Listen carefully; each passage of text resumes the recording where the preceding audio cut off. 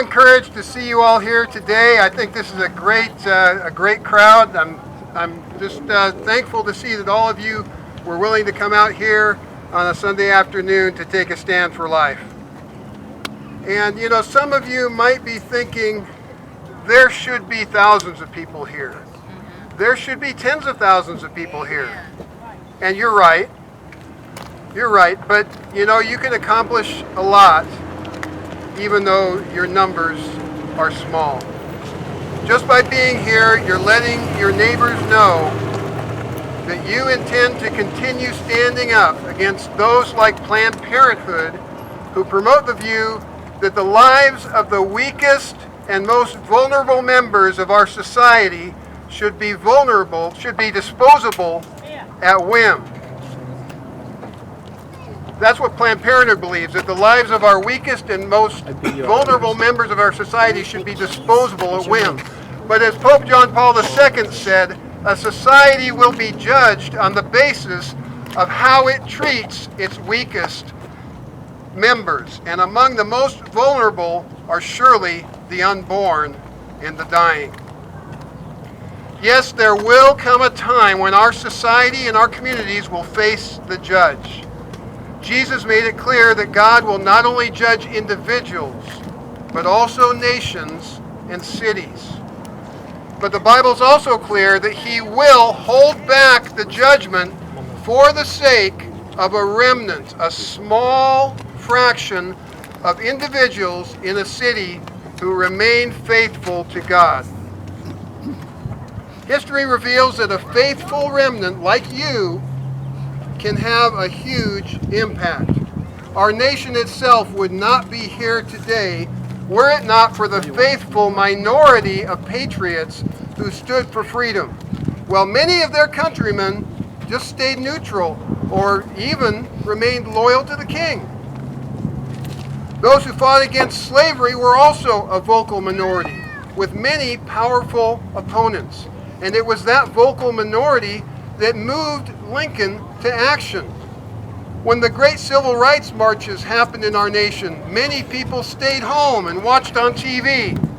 But you know, even if they turned off their TV, the message of those who took to the streets was heard loud and clear. So what you are doing here today matters greatly. Even those of us who don't live near Victorville are concerned about what's happening here. We were shocked, along with you, when we learned that Planned Parenthood intended to move into the old Chuck E. Cheese building, the place where children had years of fun. And the news of the boldness of your public officials, like Mayor McEachran and Councilwoman Valles, that was such an encouragement to so many of us.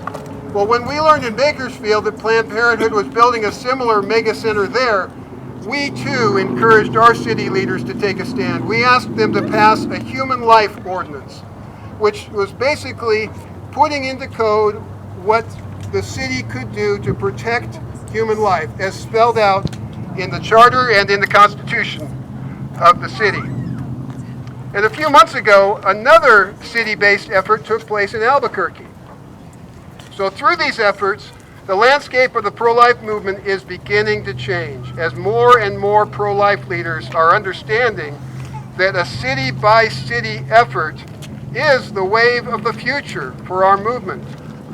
The question, what can a city do about abortion, has not yet been totally answered. But thanks in part to you and your leaders, the question is finally being carefully considered. It is clear that cities often have the right to restrict and regulate activities which might otherwise be legal, and to protect their citizens against things that they might face in other cities. But you know, sometimes bad laws are beyond local control. There are higher jurisdictions to consider. The city is within the state and within the nation, and the laws of these higher jurisdictions can really impact the laws of a city. But as Christians, we know that the question of jurisdiction ultimately settles in God's favor. Jesus said that all authority in heaven and on earth is given to him. So the leaders of our state and nation who pass pro-abortion laws will someday need to answer to God. Now, on a human level, some might say that all of these city-based pro-life efforts so far have failed. Here in Victorville, in Bakersfield, and in Albuquerque, where Planned Parenthood spent hundreds of thousands of dollars, they were so concerned that it might go through there. I suppose those type of people might have said that Jesus also failed when he died on the cross. But we know better. We know that that was in fact his greatest victory, and that the resurrection was just around the corner. As we serve our suffering servant Jesus Christ, we too must willingly face defeat, knowing that he has already established the path to ultimate victory. At every step of this battle, we must surrender to him, understanding that this is really his battle, and that we are simply tools in his capable hands. We need to follow the example of Jesus' mother, Mary, who said yes to God. That's our job, to say yes to him and to cooperate with him. But in view of the difficulties of dealing with abortion on a city level, it's not surprising when a city shies away from dealing with abortion.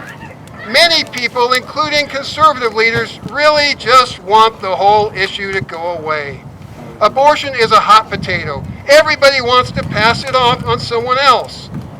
Some pastors want to pass it to the politicians. They want to say, well, that's just a political issue. It's not up to us. It's up to the president. It's up to the Supreme Court. That's what they've told me personally. Some politicians want to pass the buck to the religious leaders, saying, now that's a religious issue. That's an issue for the pastors. Or perhaps they want to pass it to the doctors. They want to say, oh, that's just a medical issue. Or worst of all, they want to pass it off on a vulnerable woman, saying, oh, it's a personal issue. Which, you know what that's like? That's like leaving a mother and baby drowning in the middle of the ocean as a luxurious cruise ship passes on by. They both need our help. But our society just lets them drown, patting ourselves on the back saying, well, it's her choice. I'm telling you, if you make a choice to jump off a cruise ship, they turn that thing around. Doesn't matter if they miss the next port. They turn that thing around, and usually they can't save the person, but they do try. But our society says, oh, it's her choice. Let her jump. Abortion crosses all of these boundaries: political, medical, religious, and personal. It's all of those. Because you know what? Abortion is a people issue. Yes, the mother is a person, and we must value and protect her life. But the baby is also a person, an innocent person, in a difficult situation. And too many of us, even within the pro-life movement, want to focus only on the baby or focus only on the mother. We can't do that. We have to focus on both of them. We have to love them both because they're both precious to God. Issues like abortion that impact people are religious, and they are political. What kind of pastor ignores the needs of people in his community? What kind of politician ignores the needs of people in his community? True, the cries of the babies being killed may be silent, but God hears their cries, and he will judge. He will judge nations, and he will judge cities, and he will also judge churches. You read that in the last book of the Bible, book of Revelation. When pastors say they don't want to discuss abortion because they just want to focus on the Great Commission, they want to bring people to Jesus. Well, you know what? They seem to forget what Jesus himself actually said in the Great Commission. In Matthew chapter 28, verses 18 through 20. Jesus said that we are to teach them to observe everything that he commanded. So what did Jesus command? Didn't Jesus give us that basic command, love your neighbor as yourself?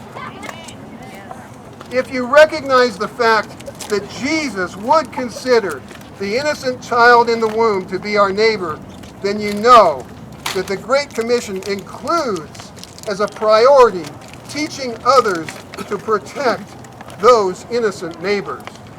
And you know what? Pastors who pass the buck on this are simply disobeying the Great Commission, disobeying the gospel, disobeying Jesus. In recent years, in Bakersfield, our efforts have included developing some resources to reach pastors with this message. And we brought some of these resources along here today, and if any of you would like those, we've got some little cards here that reference a website we have, the Palmquist Pro-Life Resource Center. So if you want to go over here by the van, you can pick up some of those cards. We also have these DVDs called Dear Pastor. It's a dramatization of a woman talking to her pastor about her abortion, and then some actual testimonies from a couple of real pastors on there. So if you like any of those, let us know. And we also have these resources that are designed for women thinking about the abortion pill. It shows them on one side that the baby in their womb, even at that early development, is real. It's a child that's precious to God. And then on the other side it says, you know what, even if you've taken the abortion pill, it's not too late to save your baby. So if any of you want that information, be sure to pick up these cards over there. Now those of you who have made the effort to be here today and to let your community know that you stand up for human life, you have a job to do. You're now more accountable than you were this morning, because you're affirming by your very presence here today that you know that abortion kills innocent people and brings harm upon your community. You know what a blight this place is to your community. And so you're more responsible than those who didn't care enough to be here today. Will you leave this place today and forget about the babies who are dying? Or will you devote your time, your treasures, and your talents to this effort on an ongoing basis? Will you speak up when you have the chance, or will you remain silent? Even if you're not a pastor or a politician, God has given you a voice, and He does expect you to use it. Today should not be the end of your efforts on behalf of these innocent members of this community. It should be just the beginning. Even if many of your neighbors may not care about what's happening here today, you are the conscience of Victorville, the conscience of the entire high desert region. A conscience is like an immune system. You are like the immune system for this community. The immune system fights things that are going to be detrimental to it. If your conscience is silenced, if your immune system is silenced, the end is just around the corner. The devil is crouching at the door, waiting for his opportunity to steal, kill, and destroy everything you've stood for. But as long as you, the conscience of this community, are alive and well, there is hope. And I just want to thank you today for being here to keep that hope alive.